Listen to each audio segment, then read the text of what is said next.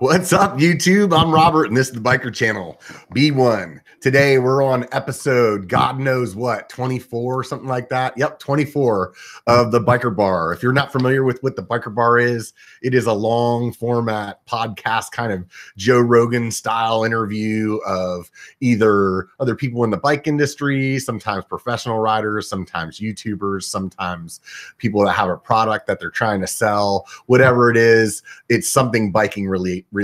So if you're expecting the typical kind of mountain bike YouTubers live stream, this doesn't usually go like that.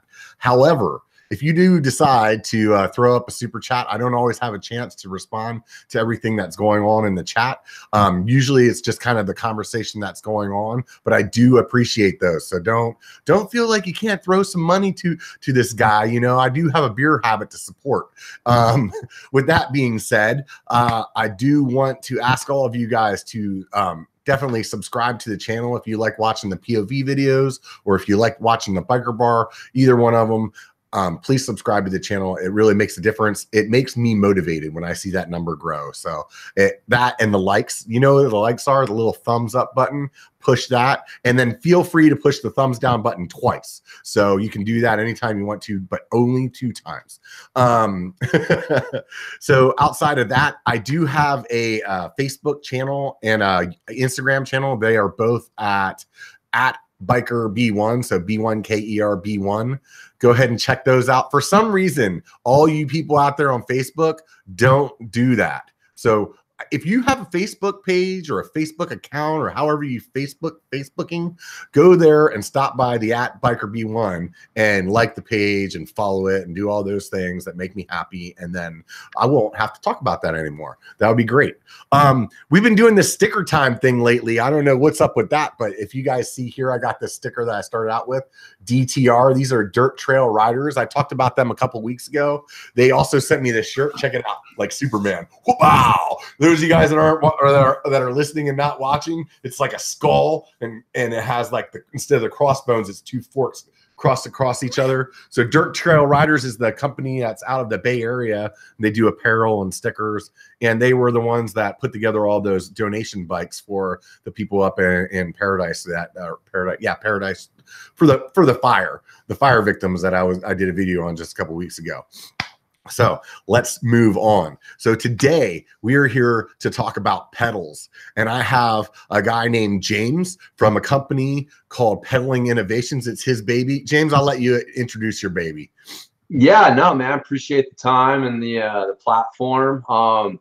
Pedaling Innovations was basically my my brainchild. I'm originally a strength coach by trade, and so a lot of people know me in the mountain biking industry is through my website, bikejames.com, and MTB Strength Training Systems. I've been, working in that capacity for quite a while. Worked with a lot of top riders. I was Aaron Gwin's original strength and conditioning coach. Worked with the Yeti World Cup team.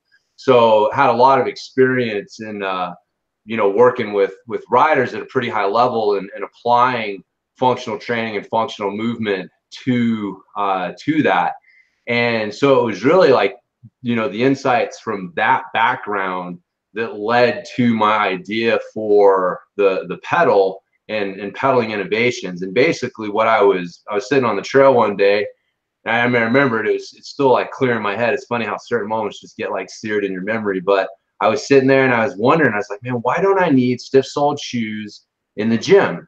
Like, why? I'm a barefoot training advocate. I, encourage the clients that I was had in my facility to train with minimalist shoes or barefoot. So I knew that I could, lift a lot of weight barefoot, and my feet were strong and stable. But I got on my bike and they turned into this weak, unstable mess. And we need stiff-soled shoes and sticky rubber, and we're trying to attach our feet to the pedals. They turn into this weak, unstable mess.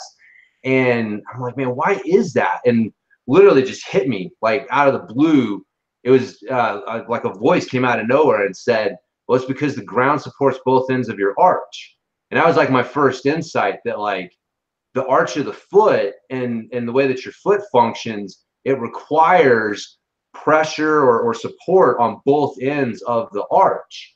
And because, every pedal that's been designed up until the Catalyst pedal, has been designed through the thought that you need to push through the ball of the foot. They've only been designed big enough to support the ball of the foot, which is only one end of the arch. And so you leave the other end of the arch unsupported. And so the arch being one of the strongest forms in nature, but only if you support both ends. So that's how you end up with this weak, unstable mess that requires, you know, stiff-soled shoes and all this other nonsense. And so the Catalyst pedal is simply an attempt to recreate the way that your foot actually interacts with the ground.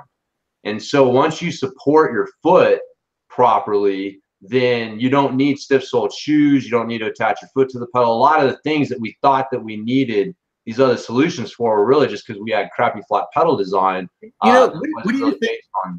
So you think the reason that the pedals were always smaller was just because the idea of pushing through the ball of the foot? Yeah. I mean, that's what you hear. It's funny. It's funny that you say that, because like I didn't actually ride. I rode BMX before I got into mountain biking, and riding BMX is just like you put your foot on the pedals the way that you like felt comfortable, right? Which was usually kind of with the axle a little bit more in the middle of your foot for stability, right? Yeah. And I didn't really learn how to pedal with the balls on my feet until I ended up, you know, more using like clipless pedals. Right. And now just recently, for the first time in like, God, I hate saying this, like 30 years, I decided to start trying flat pedals again.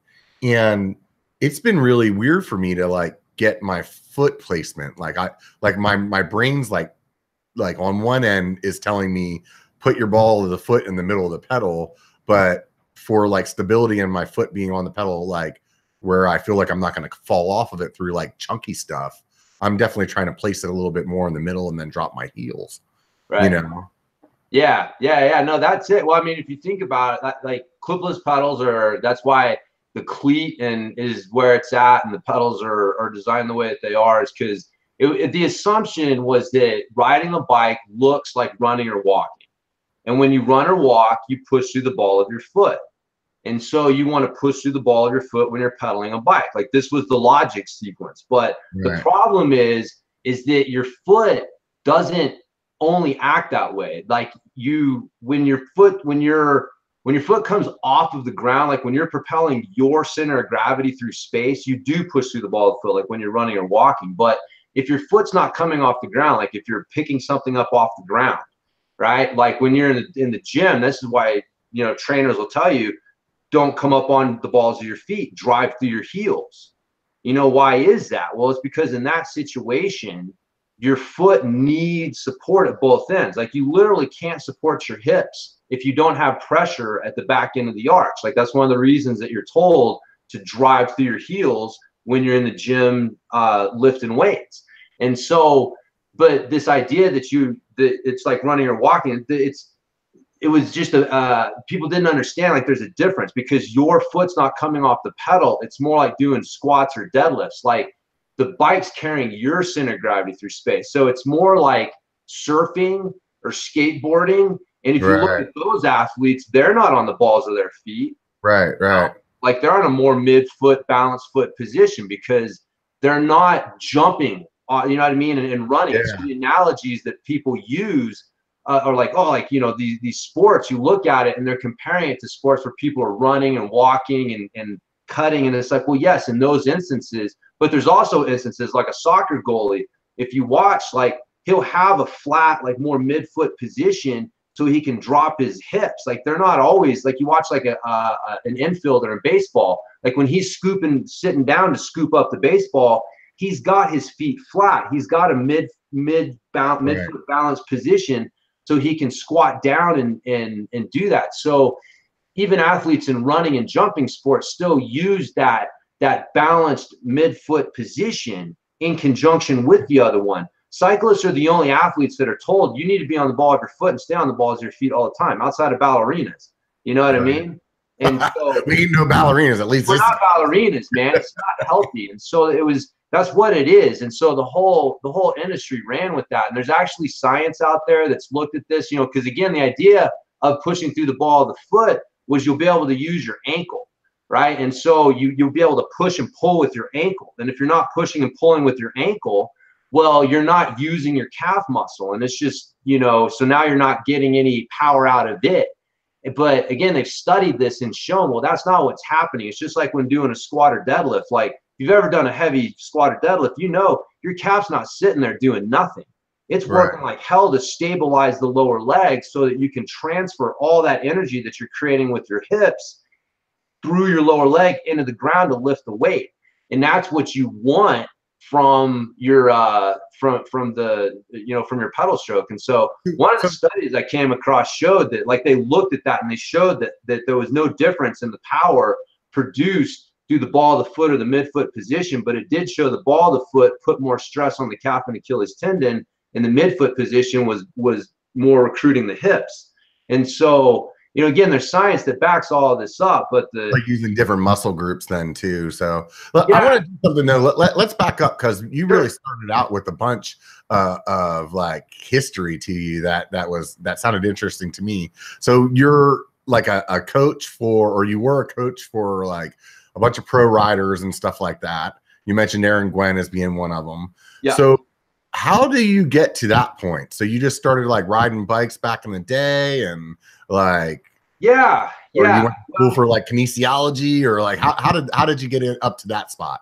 Okay, we'll roll it back even a little further. Like I got into mountain biking a little bit through the side door.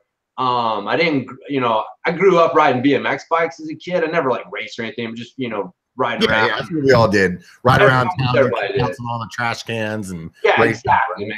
Freaking jumping off curbs and no helmet, and like, what the hell are we thinking? But anyways, so, you know, but I got out of that. I didn't ride bikes in high school, and I got into track, and track is what introduced me to the idea of using strength training for enhancing performance. Because again, like today, it's common knowledge, but people forget, man, back in the early 90s when I was going to high school, there was no internet. It was Joe Weider and Muscle and Fitness, and like strength training was bodybuilding, you know, and that like they were the same thing. So this idea of getting into track and being introduced to the idea of using strength training for something other than bodybuilding was really like interesting to me. And I saw how strength training improved my performance. I'm no natural athlete, and I could see how doing these things and getting stronger in the gym would help me run better and perform better. So I had that in my, you know, that was kind of my passion. So I got into, I got certified as a personal trainer, and I was working in Santa Barbara. I was living in Santa Barbara. I started working for the company that certified trainers that I got certified through. And if anyone's ever been to Santa Barbara, the parking situation downtown is really atrocious. And so I bought a bike so I could bike to work.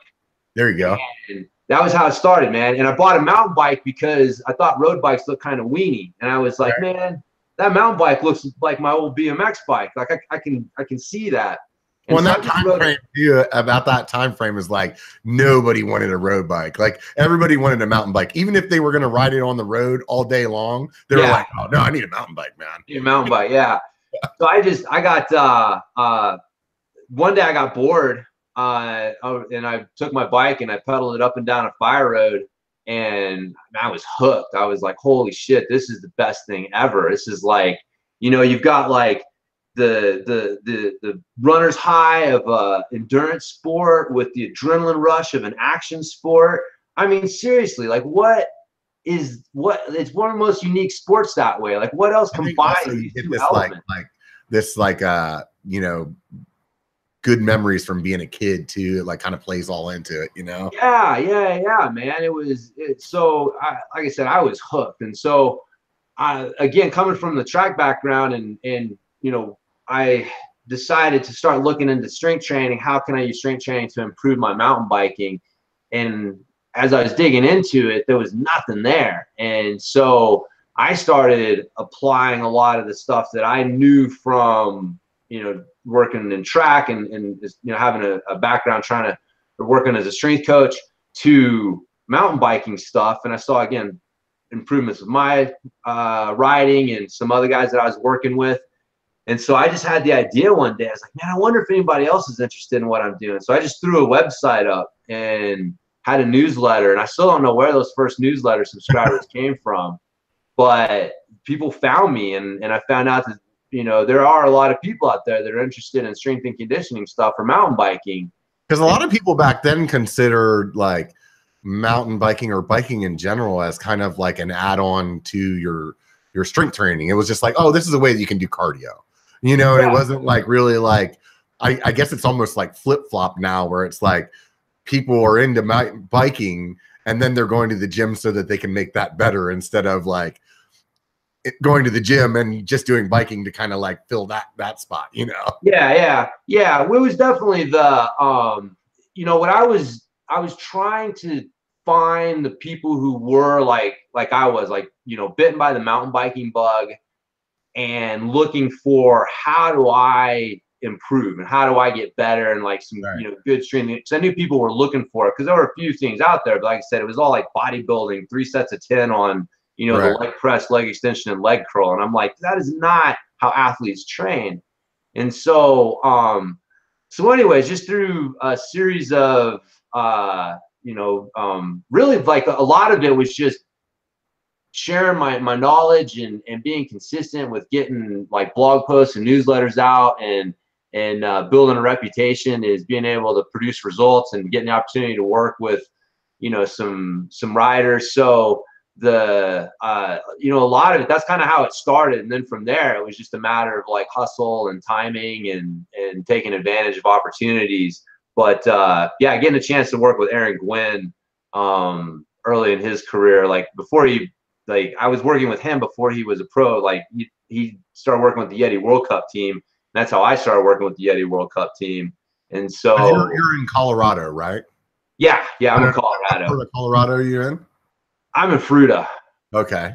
Do you still have like some kind of like a training clinic stuff that you do, or is like all full time with the pedaling innovations? Yeah, right now, I mean, I still have my website at bikejames.com, and I mean, because training and coaching is always going to be my passion, but I don't have a training facility. I'm not as active with you know, working with people as I was, and focusing more on the pedal because the, you know, a couple things. One, there's more people now who are into mountain bike strength and conditioning stuff. So I feel like, you know, it's great. Like when I started, I literally created the niche. Like, you know, like no one was talking about this stuff. No one was doing this stuff. Like there's so many things that people take for granted now when it comes to mountain bike training and stuff like that you know, I kind of help pioneer and popularize. But now there's other people who are doing it. And so, which is good. And then really the pedal to me, you know, it's a mission. Like I really feel like the cycling industry, you know, purposefully or not, has been misleading riders for a long time about pedal stroke and foot position. And a lot of it is done simply to prop up clipless pedals. That emperor has no clothes, and that if people really knew the truth, that they would not suffer the nonsense that you go through with clipless pedals. Most people wouldn't. Like the vast, like I'm not saying that they don't have a place in competition or high level or whatever, but the vast majority, man, like 98+% of what people think they need clipless pedals for is simply crappy flat pedal design. And once you let your foot give it the support it needs, then things really start to take off. So I'll tell you, dude, honestly, and this is because this is fresh in my mind right now. Like I said, I honestly I rode flats when I was on a BMX bike. And when I first started mountain biking in the 90s, we were using toe clips like immediately. I never rode mountain bike without toe clips or clipless. So like this go around of riding bikes, mountain bikes, so to speak, with flat pedals is pretty much the first time I've ever done it. And I will tell you that it is a totally different riding style. It really is. And I've noticed some bad habits that I have built over the years of using clipless, because I know how to do a bunny hop. I know I know a lot of things that I used to be able to do on a BMX bike. So like I know the mechanics and stuff like that. And I've noticed, like, I'm like, holy shit, like right away, I'm like, wow, man, I'm like holding my feet in the like way fucked up position for these flat pedals. And like I definitely was not dropping my heels that much. Like now that I do on the flats, where I'm like, holy shit, dude, I can like, I want them to be down so that I can like really have that grip and that, you know, that good like stiction, you know, Yeah, yeah, yeah. through the corners. And I think that it's really interesting, you know, to think about like how many bad habits it teaches you. Like when I try to bunny hop on, I just got this hard tail, put the flats on, try to bunny hop. I'm like, my bunny hops are all fucked up. Yeah. Like, I mean, I'm so used to like preloading my suspension and like my whole like body mechanics of how I'm doing it is like, man, I almost feel like I'm starting over again, you know? Yeah. Yeah. No, well, that's kind of been, you know, one of the things that I've tried to point out to people is that clipless pedals are kind of like a weight belt for your feet. Again, going back to a gym analogy. Yeah. And, you know, because people are like, you know, will a weight belt help you lift more weight? Well, yeah. Was it, oh, weight belt must be better, so I should wear a weight belt all the time, every time I lift then?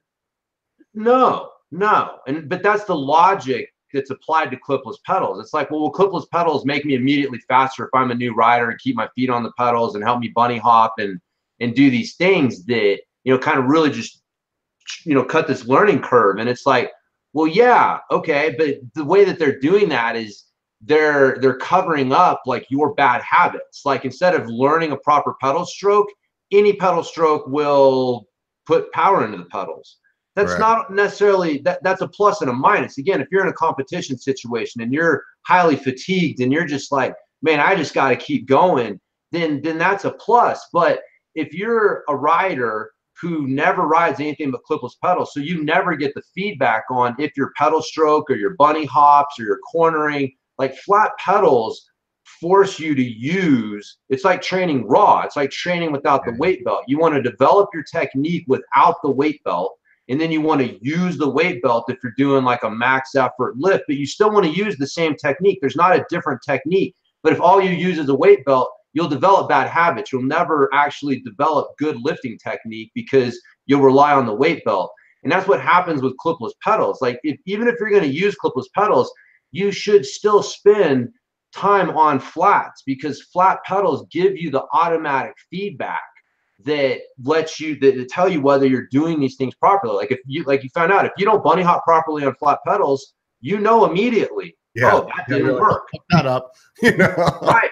So that your body needs that automatic feedback. Like again, we see new riders and they're struggling, and we say, oh, here, take these clipless pedals, they'll help you with this. It's like seeing a toddler fall down and say, oh, you need a walker thing. It's like, no. I think for me, I was saying this to somebody last week. I got in the conversation with them, and I think the reason that it was such a natural progression to like toe clips and clipless, I think because back then our shoes and our pedals weren't that good. You know, right. So like coming from BMX, it was like my shins were beat the fuck up. So it was like, here's an option to go through the rocks and not get beat the fuck up more. You know what I mean? So, and at that point it was like made sense. But now the technology of like, honestly, putting my feet on these pedals like blew my mind compared to what I was used to back in the day. Yeah. You know, it was like I'm almost irritated because my feet can't move around enough. You know what I mean? Right. Yeah. Yeah, no. I totally agree, man. Because again, when clipless pedals came out, like compared to toe clips that were like cinched down so tight that your feet wouldn't come out, like they were a better option. Yeah. You know, and compared to shitty flat pedals with tennis shoes, then you can make that argument. So, you know, there was a place for them, but the problem is they've continued to be sold on myths and really like half truths. You know, the idea. The guy that when I took a little break from biking, probably about 10 years, and it was about 2005, 2006, something like that. I got back into riding mountain bike again. I went to this shop, and the dude I was like, oh, you guys got some toe clips? And they're like, yeah, we don't do that anymore. We do clipless. And I was like, well, why do you do that? And he's like, oh, just way more power. You'll get way more power out of your stroke. You know, I was like, all right, whatever, dude. You know, like. Right. Well, see, and that's what, again, like backing up a little bit, the mistake that I made was saying, okay, but let's show me the research, because I want to actually see how they're working. Right. So instead of just taking, I was the same way. When I started out mountain biking, I got told, look, man, you're going to need to get on clipless pedals. So you may as well start with them right away. And they threw the clipless pedals on my bike right away. and luckily they were like the Shimano DXs, so they had the cage. So what I would do is I would ride my tennis shoes on the trail, because if the trails in Santa Barbara are like brutal, like super rocky, not where you want to learn to ride clipless pedals, because you will get hurt. And then I would ride the clipless pedals around town and to work, and man, I literally would go out in my front yard, like time looking back that I could have been spending on working on manualing and bunny hopping and jumping and all these like useful skills. I'm sitting out in my yard clipping and unclipping, because that's a specific skill. Like I'm spending precious time trying to learn this skill, and I never got to the point where like I was super comfortable with it. And I had the proverbial fall over at a stop sign moment, like, and I realized, like, dude, I would have died on the trail if that would have happened. Like, I knew that I had to get my foot out of the pedal, and I still had trouble with it. And there's like, I was like, I'm just gonna go to flats. And so I went and I got some, BMX flats actually, and threw them on. And I was like, I'm just gonna keep riding. I'm gonna ride until I know it's my pedals that are holding me back. Right. I saw other flat pedal riders, and they were better than I was. So I was like, all right, I'm just going to, focus on that. And that was kind of in the background of me doing the strength coaching and all this other stuff. And then working with the Yeti World Cup team, people are using clipless pedals. And all this time, I'm under the same assumption everyone else is, man. I'm losing something by using flat pedals. I'm losing power. I can't pull up on the backstroke. There's I'll tell you what, man, the only time in the last freaking 10 years of riding with clips or whatever, like the only time I use that upstroke is when I'm tired. It's like my legs are toast and I'm like, oh, I can use that upstroke because my downstroke's fucked. You know what I mean? It's like, I'm going to use it then, or maybe every once in a while where I'm like really, really trying to push through something. I'm trying to like pedal circles, Yeah. But honestly, the amount of time that I have done that compared to the amount of time that I haven't is definitely not worth the cause. Yeah. Well, but here's the funny thing again. Like I'm with you, right? I'm assuming all that's actually true. The pulling up on the backstroke and pedaling circles actually is good and what we're supposed to do, right? Right. But what I wanted to do is I'm like, let me just see the research, because I just want to see how do clipless pedals work, because then I can design better training programs for what they're doing. Because it's my job to help riders who are using clipless pedals perform at their top. So I should look into this. And, people act like you can just throw a stick and hit 5 studies that prove beyond a shadow of a doubt that like clipless pedals are better. And, that this pulling up on the backstroke thing and all this stuff has actually been researched. And I couldn't find anything. And just, I eventually was, started finding out that the research doesn't exist. Like whenever they research this, they find things that point in the opposite direction. Like they've studied the pedal stroke twice, and it's shown that like the pro cyclists are not pulling up on the backstroke. Like this is not what they're doing. They're just mashing. They're mashing, dude. That's what they're doing. And, they're just mashing and blood doping. What the fuck? But what they showed was that when you pull up on the backstroke, that you are creating less power and burning more energy to do it. That there is no like that's not a good answer to the problem. And my answer to the problem is stand up more. People don't stand up more because standing up on clipless pedals, you're on ballerina feet with nothing supporting your feet. Like you're burning a lot of energy when you're doing that, and it's super uncomfortable. I think that the shitty suspension for years played into that a lot too. You really didn't want to get out of the saddle on a full suspension bike before because it just ate up all your power, and I've noticed since I got this hardtail how much more I get out of the saddle, and I'm like, why am I not doing this on my full suspension bike? Maybe it is the pedals. I don't know. I've only been doing this for a couple weeks like that now. So I'm really taking what you say and really kind of analyzing it. Yeah. Well, if you think about it, man, like try to stand on your tippy toes, right? And then move around. And it's like, I had a video the other day that I posted about your foot position on a wobble board.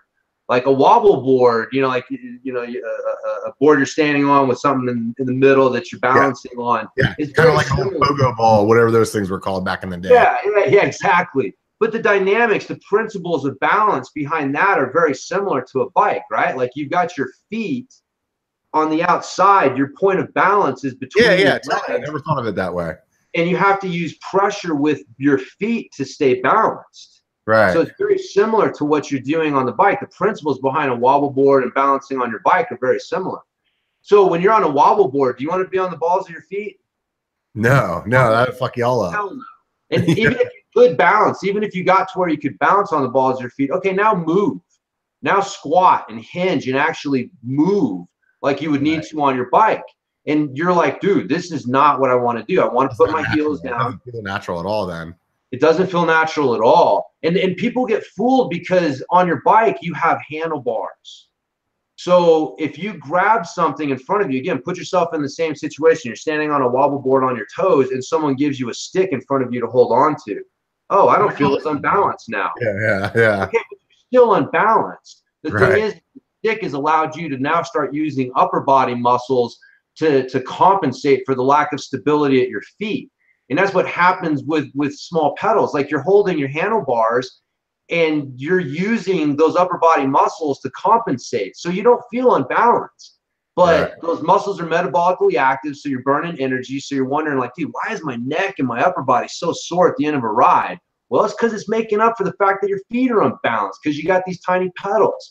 And when you stand up, same thing. Now those muscles, if they're trying to stabilize, they can't move, right? You can't be a stabilizer and a mover at the same time. It's just impossible for a muscle to do two things at once. So if you can't move, now it can't help with like skills and moving around, right? So now you can't use your upper body like you need to flow and move and execute your skills because it's stiff from compensating for these feet. So what feels better? Throw in another balance point under your ass and sit down on that. Now you feel even more stable, you know. And so, but it's not. You're unbalanced the whole time. You're just compensating for it.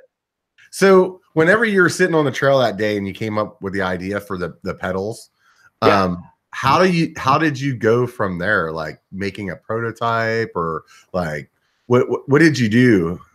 Yeah, you know, I went off the trail that day, and it's funny. I wasn't all pumped thinking I had $1 million idea and I'm going to run out and prototype it and get on Shark Tank and all this stuff. Like, I was actually thinking, oh, shit, I'm going to have to do this. Like, I hope I'm wrong. To be honest with you, I hope I'm wrong. I love that attitude, dude. Because if I'm right, like what the consequences of that, right? So I didn't want to get into manufacturing and all this stuff, right? Like, but I knew that the industry, if I was right, we were basically, this is going to be like the earth is round. Right. Compared to flat. Like, honestly, go fuck yourself, man. It is flat as shit. They don't want to hear it. So I knew I was going to have to do it myself. And so I came off the trail and I was like, all right, well, I got a 3D print. I went home, I made some measurements, and I figured out that basically 5 inches of contact space for an average size foot, somewhere in like the 8 to 12 range, will give you a long enough contact space to connect both ends of your arch. And that's where the magic exists. What I found out is, and so anyways, so that I got a 3D, just something that I could throw an axle in and pedal around the parking lot.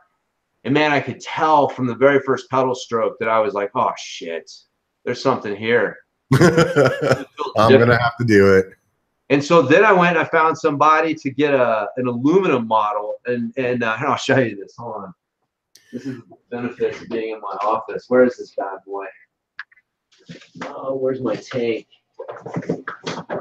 For those of you guys that are listening, he just opened up the closet. Hold on. It'll be worth it, brother. It'll be worth it. Through like some kind of mad scientist looking for the original prototype. Here he is. Here he is. Sorry about that. No, so this is the 3D model that I had printed up. I had a couple of them printed up, and one I threw an axle in, and so that was the basic idea, man. Got out in a parking lot, and then I had this one made up. We called it the tank. It weighs like 700, 800 grams a pair. It was so the first one. Just I'm gonna explain it just a little bit for those people that listen to this on the podcast. The first one that he showed looked like it was 3D printed in plastic and kind of like just a a similar shape to a pedal, but solid almost all the way through. And now he's holding up a metal one that definitely does look like it's like a solid chunk of like alloy. Chunk of aluminum just shaped into a pedal. Right. So this is what I got my first ride on, my first trail ride on. And man, I remember, you know, because I ride the same trails a lot, so I'm pretty familiar with them. And there was one climb in particular that I was pedaling up, and I had to look down and like recheck my gearing because I was literally pedaling one gear harder than normal. Right. I was like, this is crazy. And it was just such a different experience for my foot. And I could tell right away that I'm getting more power. My foot's more comfortable. I didn't realize all the benefits that it was going to have. Like over the next few months, like I started to realize more and more stuff. So the first thing was that I got the extra power because I'm able to recruit my hips. The other thing I started to realize is that, oh, my foot doesn't slip off the pedal. And it's because when you're putting even force on both ends of the platform, it doesn't rotate. As soon as you shift to the ball of your foot even a little bit and start to apply force, this starts happening. So the platform starts rotating forward. You're applying uneven forces into a rotating platform. That makes no sense from an engineering standpoint. Like, that's not how you apply force efficiently into a rotating platform.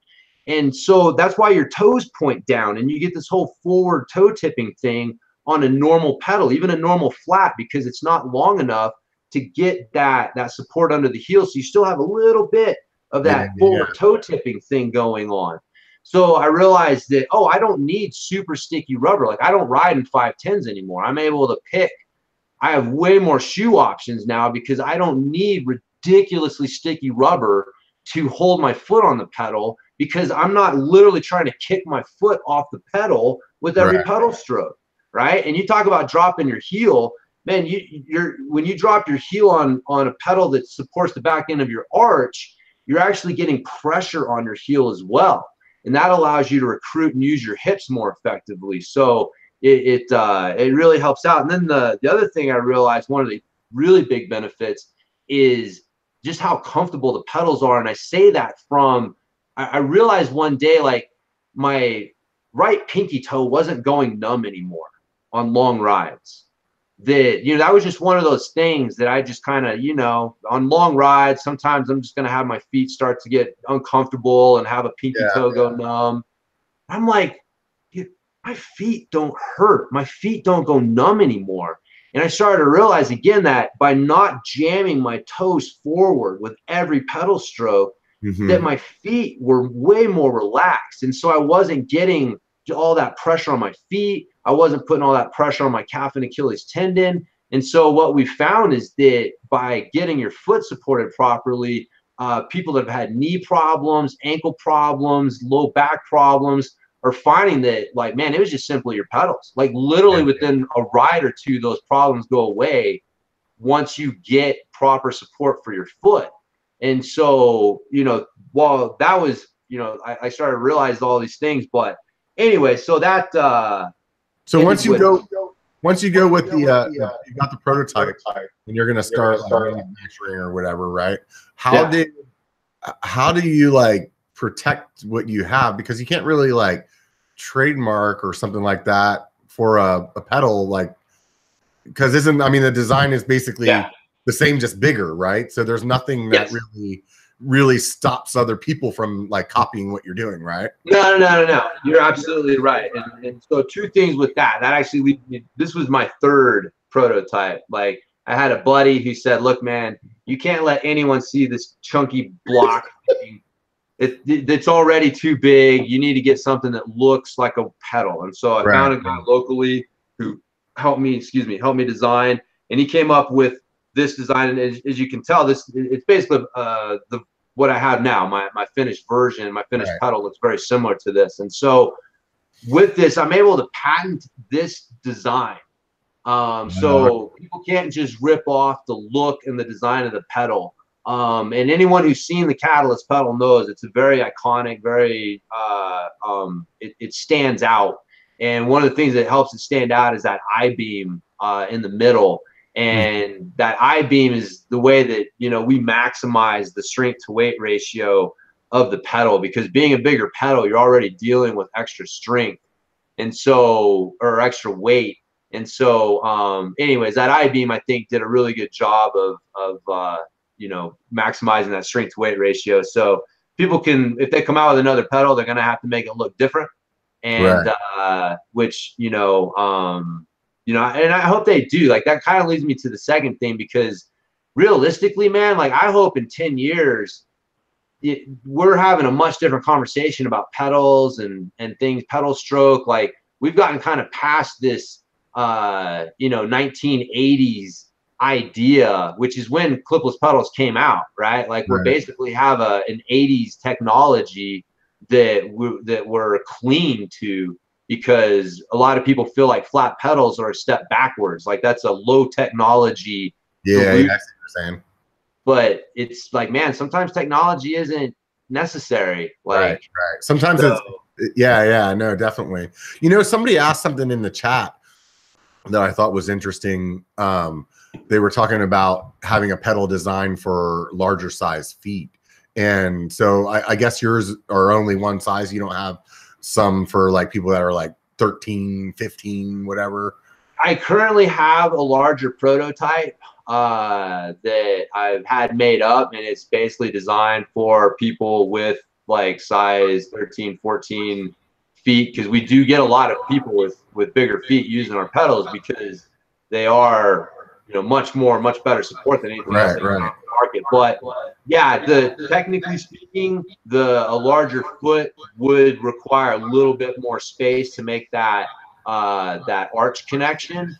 And so that's one of the things that we're working on this year, is expanding the lineup to include a large version for guys with bigger feet, and some gals, I guess. I don't want to. Yeah, what about, I mean, does that go the same way though too? Like maybe a smaller version as well for people that are like, because you don't want the extra weight, maybe, or the extra, just like, hey, it's just too big. No, you're absolutely right. Yeah, you're absolutely right. And especially with the kids ruling with the BMX racing, that has really opened up a big flat pedal market that wasn't there for a long time. So yeah, now that kids under 13 can't race BMX with clipless pedals, the smaller pedal, again, that's the small, medium, and large is the ultimate goal.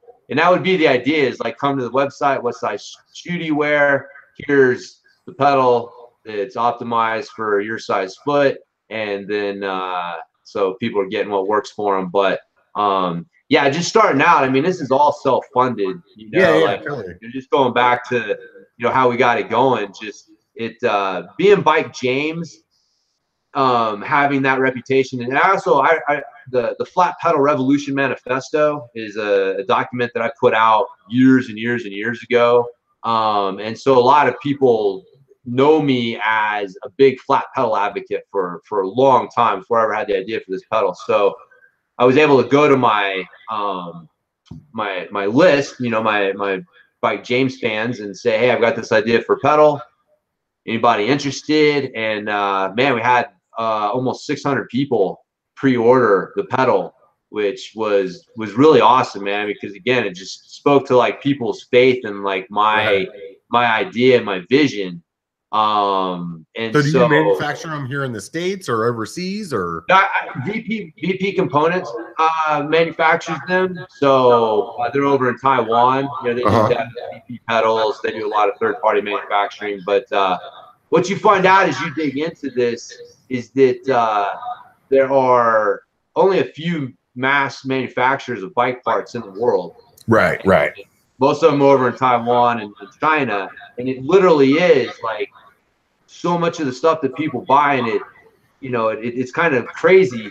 It's the same stuff, it's just different labels, and then people trying to convince you that they're cool to buy their stuff. And so it's an interesting industry. So What was I just gonna say? I don't even remember. Oh, do your pedals? They have pins on them. They're removable, I assume, and you can. Yep. Do they come with like long and short, or like? Yeah. They come installed with I think they're 5.5 millimeter, but they come with 8 millimeter pins as well. So people that need a little bit more grip. But I mean, to be honest with you, what I've found, I mean, you can see again on my original prototypes had literally 3 pins on either end, like 6 pins per side. And I wasn't slipping pedals with this. But that's where I really realized, like, oh, if you have your foot in the right position, you really have weight on the back end of the arch, and you've got that the balance forces going into the pedal. Right. You don't need. There's not a need for a ton of grip, and so, but there are a lot of people coming from you know, a little bit more of a ball of the foot position, and so it can take a little bit to make that transition. So, anyways, that's why we make the longer pins available for people that need it. Right on. So, what's your professional take on it? Like, what do you use? As far as like your pins? I mean, I just use the pins, the normal pins, like the 5.5 millimeter pins. So does it have 6 in it now, or does it? Oh no, there's 14 pins per side. 14? Yeah. Good God. You have the game a bit, huh? Yeah, there's 5 on each end, and then no, actually there's 16. 1, 2, 3, 4, 5, 6, 7, 8. 18 pins per side. Basically, the entire outer edge of the pedal has pins on it, because that's where all the pressure is going. Again, like people, if you have a midfoot position, like look at your arch, right? Like there's nothing in the arch. The arch is blank space. So you're not actually putting pressure in the middle of the pedal if you have your foot in a midfoot position. You're putting the pressure more on the edges and the ends. And so the whole idea of like having pins in the middle and a concave design came from being on the ball of the foot. Like if you're going to be on the ball of the foot and you're going to be dealing with that uneven pressure and the forward rolling thing going on, you need something to secure your foot in the middle of the pedal. But yeah, like I said, with the Catalyst, that's why we don't have, you know, a bunch of pins in the middle or a concave design, because the pressure's on the ends and the edges. And so that's where we've got the pins. But yeah, there's no pedal on the market that has more pins than we do. So no one's complaining about the grip on our pedals, man. You put your foot where we tell you to, and your foot is not coming off that pedal. Like you can lay down power in flip flops. Like I think I would almost rather ride a trail in flip flops and my pedals than 510s and some regular flats, man. Like that may be a bold statement, but a beer or two, and I'd probably back it up. A beer or two. So you said that obviously you're a beer drinker. I thought you were drinking something there earlier. You got one? Yeah, man. I got from the Upslope Brewing Company out of Boulder. It's their experimental India Pale Ale from last year. So yeah, you're an IPA guy. That's your big thing. Yeah, man, I like IPAs and dark beers. Those are kind of my two favorites. Oscar Blues has the Old Chub, which is my that's one of my personal favorites for a dark beer. But I only had their beer once. That pale ale, was it like Dave's Pale Ale or something like that? Dale's Pale Ale, yeah. Dale's, that's it. Yeah. Is that, where are they from? They from your area? Yeah, well, Fort Collins. I mean, Denver area. Yeah, so Colorado. Yep. Yeah. I know when you live on the western slope where I do, like everything on the other side of the hill is Denver. Like I know there's Boulder and Fort Collins and all that other shit. I know it's not technically the same thing, but as far as I'm concerned, it's all Denver.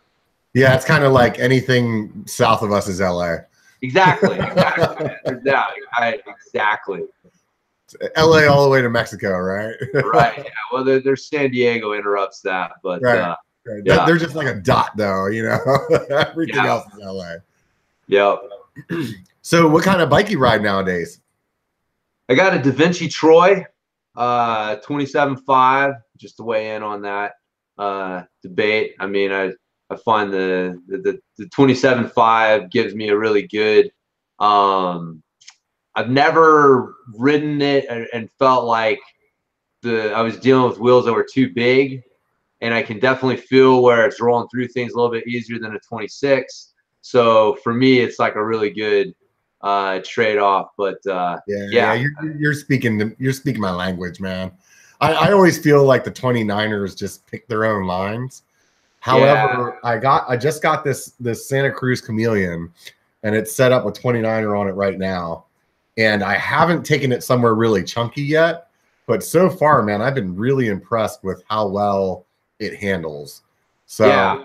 I don't know if some of it is you have to like be on it for a while to like kind of retrain your like body mechanics or something like that to like the way your muscle memory is, you know. But yeah. I definitely will say at the end of the day, dude, like the being able to throw the bike around on the 26 was way better than even the 27.5. It's just that rollover. You're like, okay, I'll give it a little bit of, I'll lose some of that flickiness for that rollover, but the 29er, I haven't been able to drink the Kool-Aid yet. Yeah, no, I'm with you on that. I was testing some bikes because I was a diehard 26 guy. Like, you know, I waited till just a couple years ago to finally pull the trigger and put my old trail bike out to pasture and get a new one. And man, there was one point. This is hilarious, man. I was riding a bike, and I'm not going to name names because I'm sure some people like the bike, but I was riding it, and I was at the point like, man, if this is the future of mountain biking, I may have to quit. Like, this bike ride's like shit. And I hadn't experienced anything like it. I'd never ridden a 26-inch bike that rode that fucking horrible. Yeah. And then I got on my Da Vinci Troy, and I was like, oh, okay, whew, thank God. Like, you know, the bikes, not all of the bigger wheel bikes feel that weird.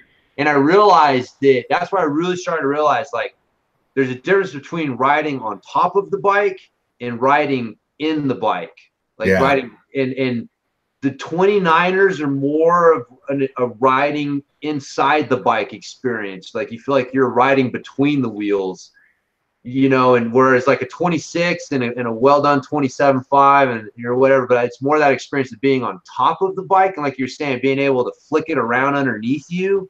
Yeah. Rather than like having to like, yeah. So to me, that's more what it is. It's those bigger wheels just make it really tough. I'm sure it can be done. I'm sure there's, you know, some bikes that have pulled it off, but it just makes it so much harder for you to create that feeling of being on top of the bike and able to move the bike around underneath you, as opposed to being suspended in between the wheels and just kind of like, you know, fucking riding, being carried along for the ride for the most part. Yeah. I think, you know, a lot of it comes down to them learning how to do the geometry, you know, and I think, you know, over time, like I can definitely say out of the last few 29ers that I've ridden compared to the first few 29ers that I've ridden, they've come a long way, you know, for sure. And I will, you know, as it is right now, I'm not, you know, getting rid of my Bronson with 27.5 wheels, and I'm not thinking about it anytime soon, you know. But who knows? Maybe someday. I don't know. I've been questioning to myself, like, with the bigger wheel sizes, does it keep making the trails get harder? Because like what it does is like dumbs it down, and then people are like, oh, I want to make it hard again, so they build the trails harder. You know what I mean? So like, does there come a point though where like 10 years from now, 15 years from now, whatever, people start buying 26 wheels again because they're like, I just want this shit to be tough. Like it's too easy. You know? Well, yeah.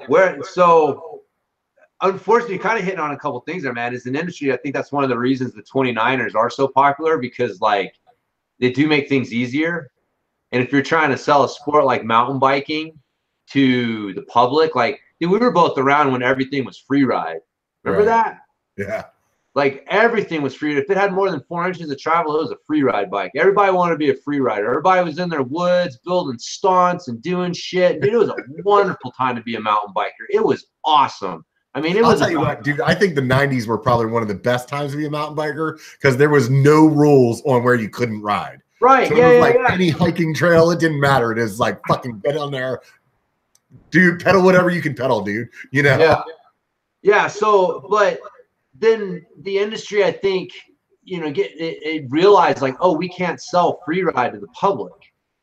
Like free ride's a really tough sell to the public, man. Free ride's hard. Free ride's like that. That's what I like as a mountain biker. I've had to mellow, but like that was, if you were to ask me, you know, 5 years ago, like what kind of rider are you? It's like, I'm a free rider, man. Like I look for big jumps and gnarly lines, and me and my buddies just have fun seeing how crazy shit we can ride. And but to do that, man, you're gonna get hurt. You're gonna take spills. You're gonna wreck. It's a mental. It takes a type of mental toughness that not everyone has, man. And so you realize you can't sell that to the public, and so things started to change, and that's when like the 29ers and flow trails. There's just been like a whole you know, easing down, I'll say, of mountain biking in general, over the years, and a lot of it is, and this is where what cracks me up is because everybody sat by and watched it, man. Everybody sat by while the industry killed free ride, turned it into a dirty word, you know, got everybody hooked on 29ers and flow trails. And now they're wondering, what about these e-bike things? It's like, you guys didn't see this as the inevitable, like, you know what I mean? Like, we're making this easier for you. We're trying to attract more people. We're trying to grow the sport. And as long as it was contained in this little box that they were cool with, right? Then it was okay, because not everybody wanted to have to drop a 5-foot, you know, drop to be a mountain biker. So they were okay with free ride being, you know, shoved out. But now all of a sudden people come along with e-bikes and they're like, oh no, blah, blah, blah, blah, blah. And it's like, yo, slow your roll, brother. Like, you guys, the industry's been on this, heading in this direction for a long time, and you guys were not awake to it, and now all of a sudden you're complaining. Like at the end of the day, dude, man, if it gets people outside, I don't give a fuck. Right? I don't give a fuck either. I've had to give up. Like at one point in time, I was one of those dudes who was like, man, if a mountain biker needs to be able to hit like a 3-foot drop, needs to be able to hit a, you know, like if you were going to be a mountain biker, you need to be able to ride a variety of things up and down. Right. You know, and if you couldn't do that, I'd be a little bit of an asshole and be like, what the fuck's wrong with you? A little bit of an asshole. And I had to chill out. I had to chill out because everybody's telling me like, hey man, you can't impose your vision of mountain biking on everybody. Right. Okay, fine. So I'll mellow out. And now I see these people with the e-bikes, and I'm like thinking like, wait a minute. You're the same people who are telling me that I can't impose my vision of mountain biking on everybody, and I need to chill out. And now here you are imposing your vision of mountain biking on everybody and getting all worked up. Like, you can't have it both ways, man. You either need to chill out or you need to buck up and start hitting 10-foot jumps and drops. Like, I hear you, bud. Both ways, man. I hear you. Hey, anyway. So back to when you were like training pro riders and stuff like that. What's one of the #1 things that you work on with them? Mobility, your ability to move. Well, I think that's one of the things that mountain bikers don't really appreciate, because on the mountain bike, your technical skills play a much higher role than probably any other cycling sport. So like that quick twitch kind of stuff? Not even really quick twitch, just your ability to move freely and your ability to get into ranges of motion easily and efficiently. So if you need to drop into an attack position for a downhill, you're able to get in that position easily. If you're able to, you know, cornering. I find a lot of people struggle with cornering because they lack the specific mobility. Their body literally can't move freely off of the bike. And now you're getting on the bike and asking it to move, you know, and it doesn't, it can't. It's basically locked up. And so, and plus, it always surprises me whenever I'm riding with a new rider and I'm trying to explain to them to get their butt back, you know, and they're like, it is back. And I'm like, dude, no, it's not. No, like, they can't. It's like I don't understand it. It's like, I'm like, how can you not get what I'm saying? Like, move it, like, and you do it in front of them. You're like, do it like this. And they look at you and they're like, okay, I am. And you're like, dude, your butt's not even off the back of the seat, dude. That's a perfect example. Like, they lack the mobility. And mobility may not necessarily be flexibility. You know, mobility is more, it's your ability to move freely. Can you get into positions easily and freely and be comfortable there? And I think that's one of the key reasons of having the dropper. And I didn't, you know, it took me a little bit of time to really understand it, you know, but now where it's like, I want that dropper as low as it can fucking possibly be, because I want my bike to be able to move 6, 8 inches, whatever it is, all around underneath me and not have that thing in the way at all. Yeah. You know, like I always joke, I wish I could just push a button and it, like Inspector Gadget, folds up, slides down the seat tube, you know? Yeah. No, man, I agree. That's a lot of your technical skills, pretty much all your technical skills on your bike come down to an interplay between your center of gravity, which is your hips, and the bike center of gravity, which is roughly somewhere in the bottom bracket area. You'll get your bike nerds that'll tell you that's not exactly where it's at, but for our intents and purposes here over a beer, that's what we're going to use. But your ability to move your hips and keep that relationship, right? So, you know, sliding your butt back, you're just basically moving your hips back behind your bike center of gravity, right? And so there's advantages to your hips moving in front of your bike center of gravity. Like, a lot of riders get totally scared and they don't actually shift their weight forward when they stand up. And so they're missing out on a lot of, easy power with that. You'll learn that though, you know, get up out of the saddle and try to climb something steep. And you'll learn, if you go too far forward, your back tire skids. If you go too far back, your front tire lifts. And it's like, find that balance point. Right, you know, exactly. I think that's probably the best way to teach people how to climb out of the saddle is on something steep as hell. Yeah. Because it's like, you're either going to fuck it up or you're going to get it right. You know? Yeah. No, man, being able to move your hips, and even that, like being able to climb, like a lot of times I'll prefer to have my seat out of the way on a steep technical climb, because it's more your hip position, you know, getting weight onto your back tire. It's not necessarily your butt being in contact with your seat, because your seat tube's pointing like at an angle into the incline. Like, so if you're pushing into the seat, it's not actually pushing down into and weighting the back tire. You know what I mean? When you're on flat ground and you weight and you push on the seat, yes, the force is going in the same direction as gravity. So the force is helping enhance gravity. When you push in the seat, when you're climbing, the force is going at a different angle than gravity. So you're not actually enhancing your downward traction when your butt is on your seat when you're climbing.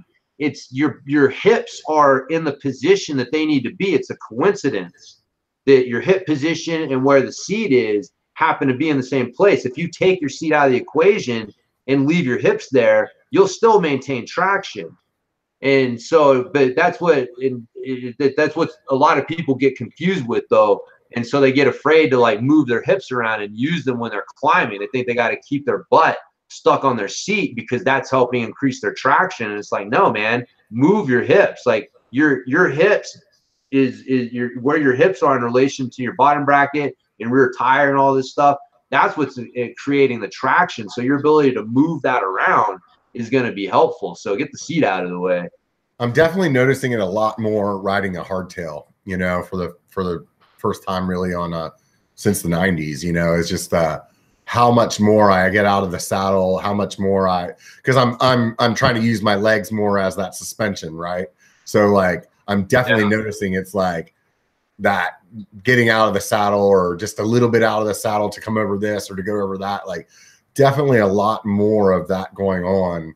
And I've been, you know, I hate to be sounding like a bandwagon or like overly promoting a hardtail now that I got one, but it's really made me understand like a lot of things, that a lot of skill sets that it builds, where I'm like, I'm constantly while I'm riding it thinking to myself, all these guys that are starting out because maybe they didn't have enough money to get a full suspension bike or whatever, and they think, oh, I need a full suspension bike, it's going to make me better. And it's like, no, actually the bike you're on, that hardtail, is probably teaching you the most that you're going to learn, you know, because once you get that full suspension bike, it's going to eat up a lot of your mistakes for you.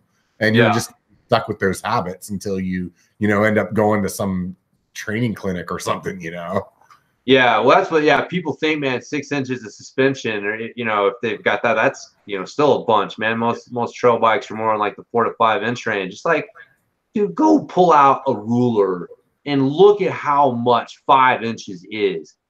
It ain't a lot. If you're relying on that to eat up the trail, like, you're screwing up. Like, that ain't enough. Like, suspension is there to compensate for your mistakes. Yeah. Right? So, like, I totally agree, man. I think that pretty much every rider would benefit from starting out on a hardtail, because it really forces you to learn how to flow and let the bike move underneath you, and learn how to move the bike to absorb things and move your body to, redirect energy, rather than just sitting there with your big wheels and your suspension and doing nothing and just and going like, look at my Strava time, it's getting faster. And it's like, Jesus Christ, dude. Like, but it is fun doing it. Yeah, that's not, I don't know. Like, again, this is my pure side coming out, but I'm like, there's a difference between being a good mountain biker and being a fast rider, man. Like, there's a lot of people who are fast that I don't necessarily think are good mountain bikers. Yeah, some of them don't necessarily have good skill, or they're able to compensate for a lot of things, like out fitness their way through a lot of stuff. And that's not necessarily being a good mountain biker. Like, a good mountain biker dedicates himself to his craft. Like, it's not just how fast my Strava times are. So but again, that's just my opinion. Yeah, no, I hear you, dude. Part of the reason I got this bike is because it has dropouts, so you can change it to a single speed and not have to have like a fake derailleur hanger or something like that, And I really want to build it as a single speed. And a lot of people ask me, like, why? And to change the trails that I ride and make them a little more challenging or whatever. But one of the key things is really to make me a better rider, because when you don't have that big gears to go into when you're going downhill, like, you have to learn how to corner better. You have to learn how to carry momentum better. And like, those are the skills that I want to get better at, so that whenever I am on my squish bike with all my gears, that I'm a better rider, and I think that that's like part of the reason of getting this bike, and to really like to work on things in that manner, Yeah.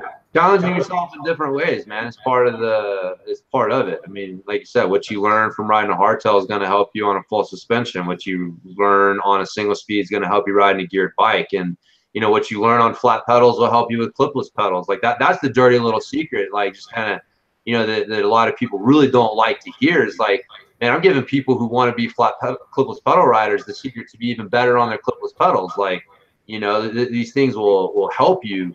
But people just get comfortable, man. They get their full suspension bike with their gears and their clipless pedals, and it's comfortable, and they stop challenging themselves.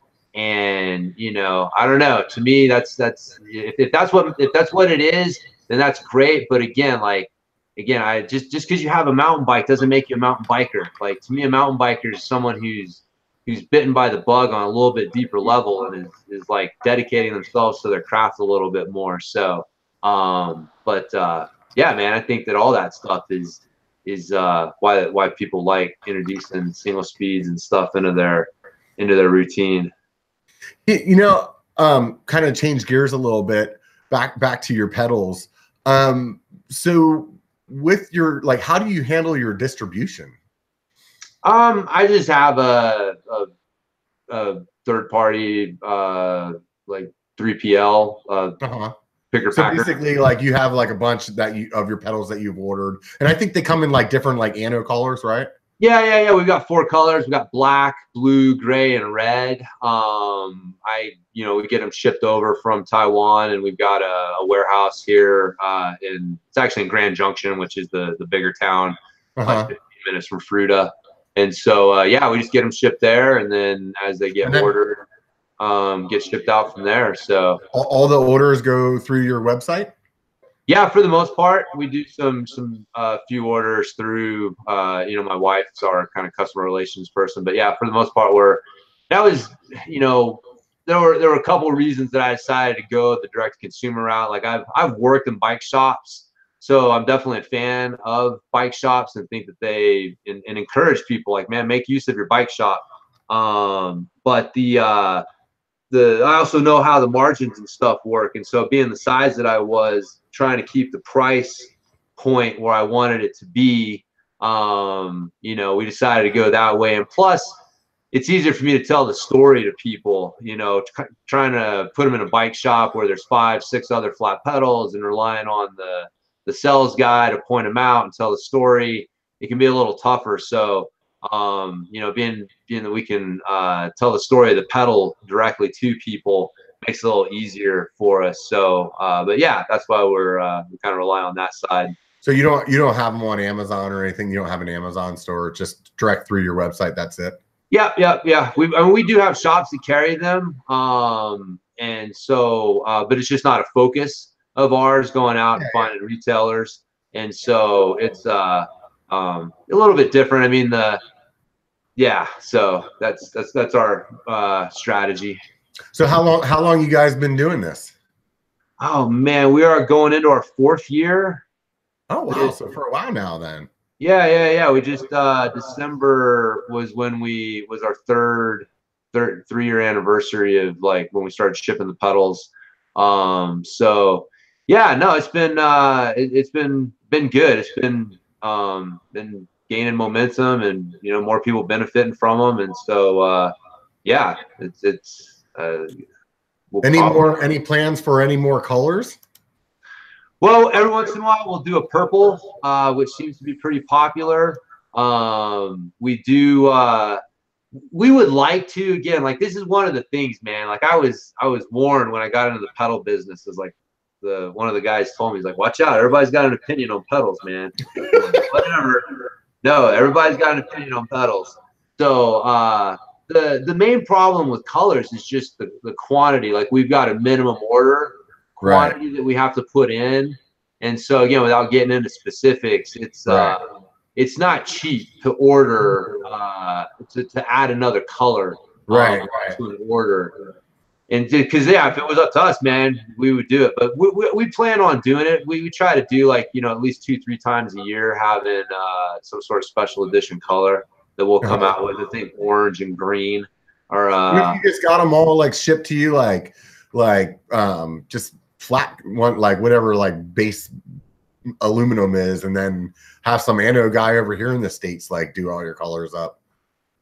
Yeah, well, again, man, you'd be surprised what the cost for all that stuff are. Yeah, I have no clue, dude. I'm just over here telling you how to run your business, man. No. Thing, man, because pedals, especially flat pedals, are one of those things that most people, the industry's done a really bad job of giving people a real idea of what pedals cost, especially flat pedals. Because what you have is you have a lot of people, like the companies, that they don't just sell flat pedals. You know, they've got a full line, so they don't have to make like great margins on their flat pedals. You know, they can make great margins on their derailleurs, and they don't have to make great margins on their pedals. So they can sell the pedals a little bit cheaper than necessarily they would if it was the only thing that they sold. And so the price, and then you end up, you know, ordering a bunch of pedals from your manufacturer. You don't sell a bunch of them at the end of the year, so you blow them out the door to your you know, website places, and then they've got them on sale for $35, and so everybody's thinking like, man, pedals, you know, why do they cost so much? And the problem is that it's so much raw material. Like clipless pedals, you know, people look at a clipless pedal and they're like, wow, they cost this. Why does a flat pedal, which is this low technology item, cost just as much, or, you know, whatever? And it's like, well, there's a lot of material there. You've got a lot of aluminum and raw material in a flat pedal. A clipless pedal is a high technology item. Like they've already paid for the technology. You know what I mean? Like this is one of these things, like the patent's already paid for itself. So they're able to make these clipless pedals, which they don't require as much raw material. They're not as big. And so that's why they can make them in their, you know, price like they are. So there's a whole lot of like interesting price things going on, but that's why you know, our pedal is priced at 99 bucks, which is for a pedal that has a rebuildable, you know, replaceable axle. You can rebuild it. You know, all aluminum. That's a pretty good price. But the it all just comes down to the margins and material costs, and yeah, there's a lot of stuff going on. Hey man, like I said, this is why I said, oh shit, I'm gonna have to do this, aren't I? When Right. getting off the trail, because there's a lot of things that I had to become an expert in that I didn't necessarily want to become an expert in. So why aluminum, and or do you have plans for like a composite in the future, or? Yeah, no, it's a good question. The main reason is that the mold for a nylon pedal is going to run you in the $30,000 to $40,000 range. The for aluminum pedals, because it's an injection mold. It's the whole, like the pedal, they just inject plastic or whatever that it is into it, and then it comes out. The aluminum pedals, what they use is an extrusion mold, so it's like Play-Doh. So they push the aluminum out, and it comes out, and it's like the shape and the size, and so all they do then is go in and CNC the rest of it. So it cuts down on a lot of the CNC time and costs by having an extrusion mold. But the extrusion mold costs less than $2,000 to get. Oh, that's a big difference. So it costs like 40 grand just to get the mold for your pedal. Yeah, for a plastic pedal. Yep. Yeah. Holy shit, man. There's no cheaper way to do that. That's fucking crazy. Yeah. Well, I mean, it definitely, you know, the costs come down. You know, you got to put it's money up front for, you know, the costs over the long term, or vice versa. And so we went with the other route. Uh-oh. Did I lose them?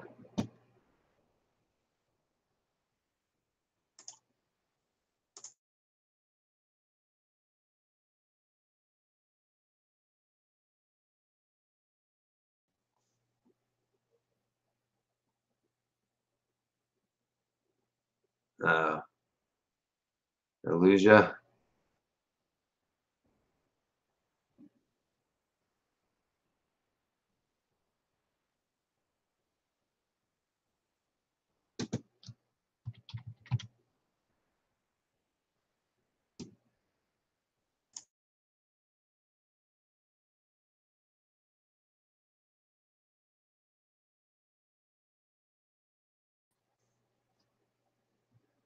B1KER. Oh no, what happened?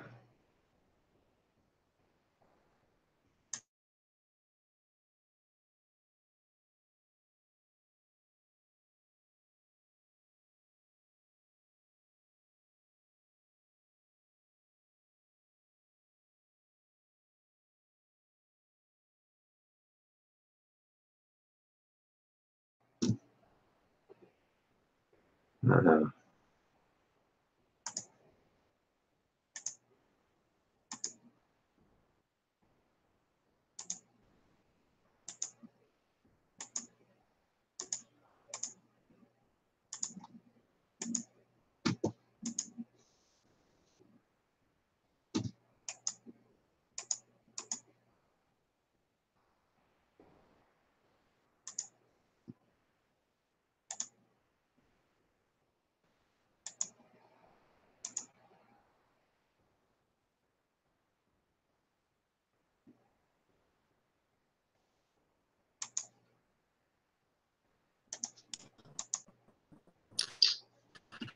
You there?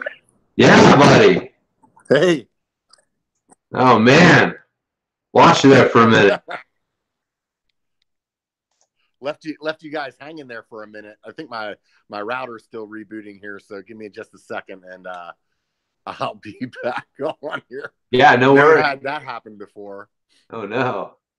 Yeah, I know there's a big storm going on here right now. So. Oh really? Okay. Hopefully, I didn't freak you out there. You're like, oh, I guess you just left me.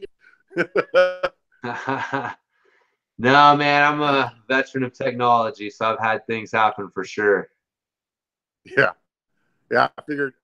Hopefully, maybe. I want to know what's going on here. Let's see. I'm drawing out one. All right. Let me get myself situated here. Got to open up all my windows and stuff again. Hopefully, YouTube will understand. all the people out there. So I'm sorry, I can't remember what I asked you right before my power went out. Yeah, no, we were talking about the cost for the different, like why I went with aluminum versus. Oh yeah. So you were saying, I think you were saying something about obviously the cost goes down whenever you're ordering a lot more of them. I think that's about whenever I fell out. So we can move on from there. So yeah. Ultimately, though, I think the gist of it was in the future you wouldn't mind doing that, but right now it seems like aluminum just makes the most sense. Yeah, no, we're in talks, trying to get some estimates and stuff with the nylon pedal. I think that there's definitely a market for that. I mean, it will allow us to bring the price down more in like the $60 range. And so that'll, I know that will help us get it more out there. So my whole goal is to do what we need to do to get more of these pedals in people's hands. And so, yeah, we're looking at a couple different things. So, is it just going to be purely pedals, or are you ever thinking about any other things to kind of like change the way that people are kind of, their contact points or whatever with the bike? Man, yeah, I've thought about it, and I will say I'm not going to do anything just to be like a Me Too product. We're not just going to add like chain rings or handlebars or something just to like round out the product line, so to speak.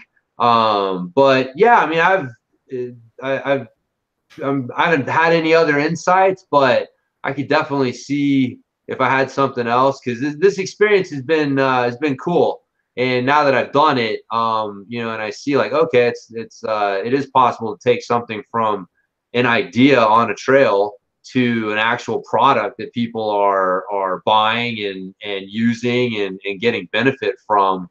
Yeah, if I have any other insights, I'll be sure to. What would you say is like one of the things that you learned the most about that process? Like just how to deal with distribution, or finding like a place to make your stuff, or like what skill set have you learned through that process that would make doing it over again a lot easier? Man, yeah, that's a good question. I think that the hardest thing for me to figure out was really stock, like, because there's a dance between cash and stock, that how much product you have on hand. Right. And so, yeah, so there was a couple times early on where we ran out of pedals for a few weeks because, I had just misestimated how fast we were going to sell pedals, or how quickly they were going to be able to get us pedals. And so really that side of it was the I guess like the thing that I made the biggest mistakes with. And probably would have been able to avoid those mistakes knowing what I know now. But that right there, a lot of it, man, I got to be honest, it was an interesting experience for me, because I tell people, like, the universe or God or whatever you want to call it, like, it was definitely not my voice that gave me that insight. Like, I don't know how to explain it, right? Like, we all talk to ourselves. We all have that voice in our head, and we know who that is. The voice that told me is because like, I'm asking myself this question, and the answer was not me. The answer was like this insight from like somewhere else, right? And so I got the insight, and then a lot of things just kind of came in my my path at that point. So yeah. Did I lose you again? I think I lost you again.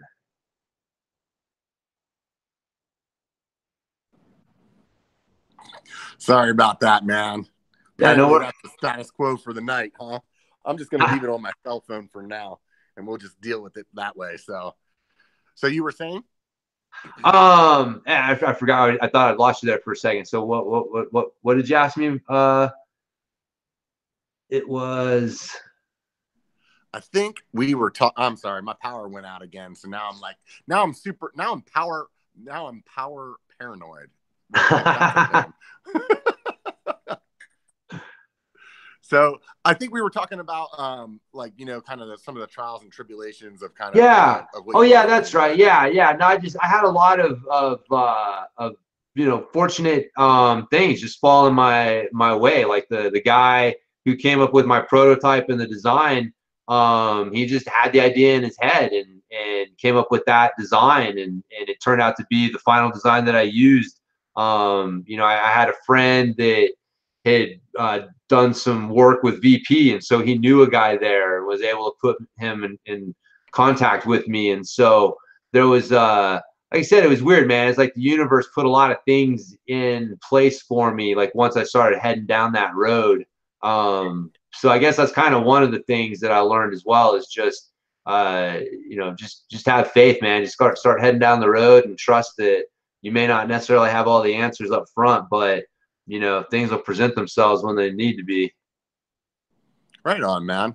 Well, hey, I'm gonna go ahead and wrap this up tonight, because I don't want the power situation here to just keep jumping in and screwing up everything. So I wanted to, you know, thank you, and I really appreciate you taking the time to come out and, you know, sit down and chat with us about your product. So everybody knows, I will put the link to your website, peddlinginnovations.com, more here whenever we get everything up and running.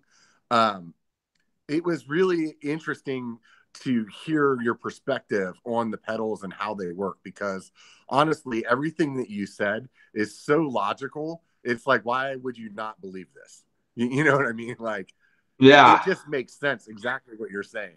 And it's one of those things where it's like, why has this rock not hit everybody on the head yet? I'm anxious to give your pedals a shot, man. It'll definitely be a fun experience. Do you have anything you want to say to anybody in closing? No, man, no.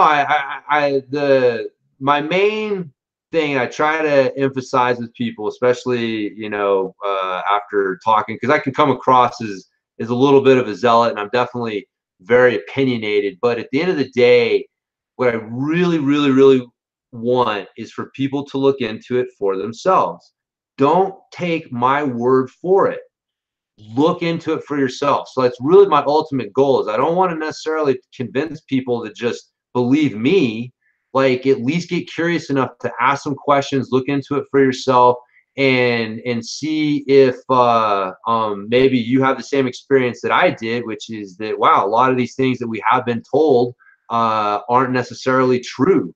And but anyways, that's really my main message, is there's other information out there, and if people look into it for themselves and come to their own conclusion, then I'm happy. But I just see a lot of people being misled and unfortunately kind of brainwashed into a way of thinking that is, in my opinion, hurting people and ultimately holding back the growth of our sport. I mean, if you really want to get more people into cycling, get rid of this crazy you know, idea that everybody has that you have to use clipless pedals, and get more people on flats, and you'll see more people trying mountain biking. You'll see more people sticking with mountain biking, but yeah, so that's really kind of my my ultimate message to people is look into it for yourselves, and let's get out of our own way and let this wonderful sport grow.